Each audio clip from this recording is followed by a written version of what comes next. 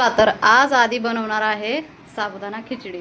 हे घेतलेत शेंगदाणे, हे साबुदाणा भिजवलेला, बाकी पॅनमध्ये टाकलेत शेंगदाणे. आता याला चांगलं फ्राय करायचं आहे. त्यासोबत मिरच्या पण घातल्यात त्याने 4-5. मीठ घालायचं याच्यामध्ये 1 चम्मच असं. मीठाला मिक्स केलंस का चांगलं? हां कर मग. तर शेंगदाणे आपले भाजत आहेत. तर अशा पद्धतीचे शेंगदाणे भाजून झालेत आपले. काढून घ्यायला तेल टाक आता पॅनमध्ये. जिरा टाक आता.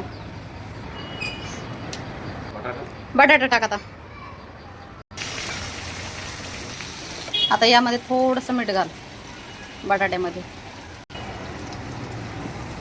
मिक्स करून घ्यायला चांगलं.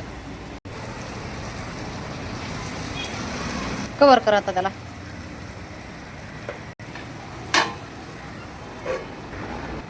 काढ आता कवर. मिक्स कर एकदा. मिक्सरमधून काढून घे. टाक यामध्ये. मिक्स करून घ्यायचं आहे आपल्याला. याला पण सगळं जास्त बारीक केलं नाही आपण वाटण. थोडंसं मोठंसं जाडसर असं ठेवलं. हे असं मिक्स करून घ्यायचं. टाक आता याच्यामध्ये.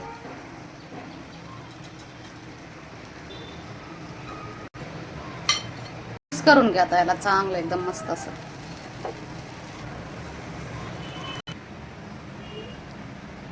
तर एक 10 मिनटं फुल फ्लेमवरती आपण याला मिक्स केलं होतं असं चांगलं असं. तर साबुदाणा आपला रेडी झाला आहे. याला काढून घ्या आता.